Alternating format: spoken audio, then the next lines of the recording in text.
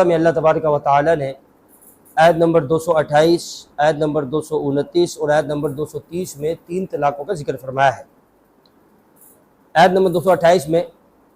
والمطلقات یتربصن بانفسہن ثلاثۃ قروء،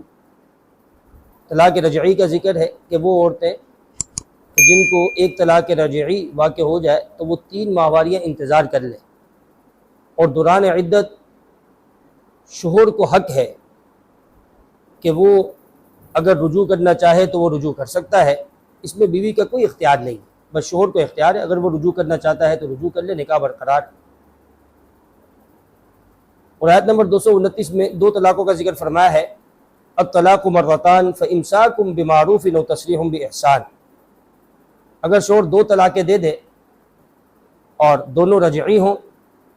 تو اس کے بعد بھی شوہر کو اختیار ہے، اگر چاہے تو دستور شرع کے مطابق بیوی کو روک لے، اور اگر چاہے تو دستور شرع کے مطابق بیوی کو رخصت کر دے۔ ہاں اگر طلاق بائنہ ہو تو پھر اس کے بعد عورت کو بھی اختیار ہے، وہ چاہے تو اسی شوہر کے پاس رہے اور چاہے تو کہیں اور نکاح کر لے عدت کے بعد۔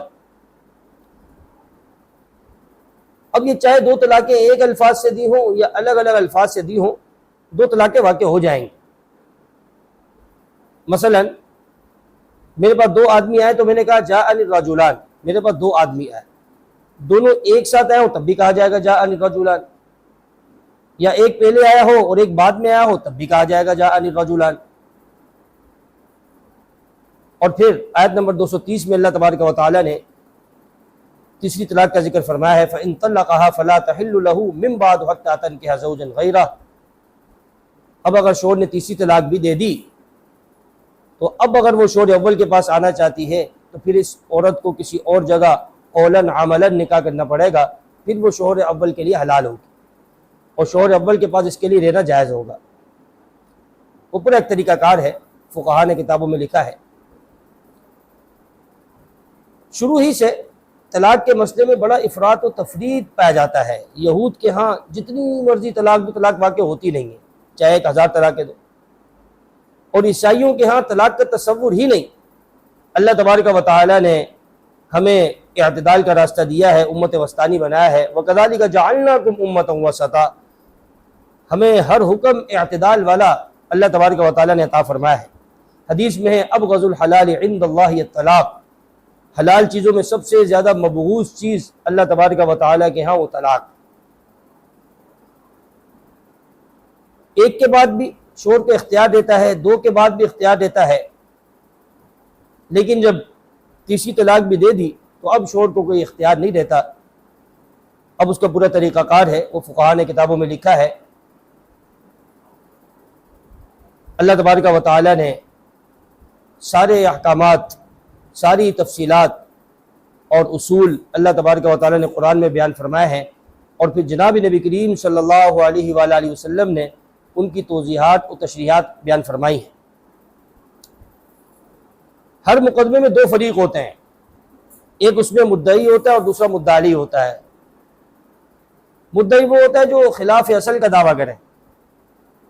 اور دلیل مدعی کے ذمہ ہوتی ہے، جو اصل پر قائم ہے اس کے ذمہ دلیل نہیں ہوتی، جو کہتا ہے 1 1 ہے، 2 2 ہیں، 3 3 ان کے ذمہ کوئی دلیل نہیں ہے۔ دلیل ان کے ذمہ جو کہتے ہیں کہ 3 1 ہے وہ دلیل دیں گے، اور پھر ان کے ذمہ 2 دلیلیں ہیں، ایک دلیل تو اس بات پر کہ ایک مجلس میں دی گئی 3 طلاق 1 ہوتی ہے،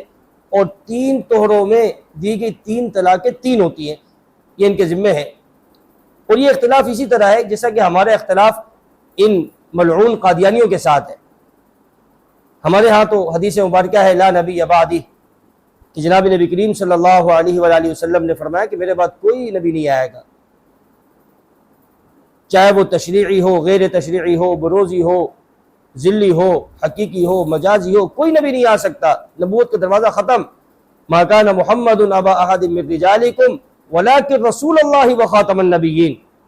لیکن یہ قادیانی ملعون کہتے ہیں کہ تشریعی نبوت کا دروازہ بند ہوا ہے، غیر تشریعی نبی آ سکتا ہے، تو اب ان کے ذمہ ہے کہ وہ اپنے اس غلط دعوے پر غیر تشریعی نبی آ سکتا ہے اس پہ بھی دلیل دیں، اور تشریعی نبی نہیں آ سکتا اس پر بھی دلیل دیں۔ یہ خلاف اصل کا دعویٰ کر رہا ہے۔ شیخ عبد القادر جیلانی رحمۃ اللہ علیہ نے غنیۃ طالبین میں لکھا ہے کہ یہ مرض یہود سے چلا ہے، کہ یہود کے ہاں جتنی مرضی طلاقیں تو طلاقیں واقع نہیں ہوتی، یہ مرض وہاں سے روافض نے قبول کیا اور اس کے جراثیم شیعت میں آئے، اور پھر وہاں سے غیر مقلدین حضرات میں آ گئے، وہ بھی اس بات کو ماننے لگ گئے۔ تو اب ان کے ذمے ہے دلیل دیں۔ اور بڑا عجیب مسئلہ ہے کہ آج کل یہ مسئلہ بھی سوشل میڈیا پر بڑا عام چل رہا ہے اور اس پر لوگ گفتگو کر رہے ہیں۔ اللہ تبارک و تعالیٰ نے جس کو عقل سلیم عطا فرمائی ہے وہ تھوڑا سا تدبر اور غور و فکر کر لے تو مسئلے کی تہ تک اور حقیقت تک پہنچنا کوئی ناممکن مشکل نہیں ہے، بہت آسان ہے۔ لیکن اگر سمجھنے کا ارادہ ہی نہ ہو، ضد اور عناد ہو، تو پھر آپ کسی کو لاکھ سمجھانا چاہیں تو وہ سمجھ نہیں سکتا۔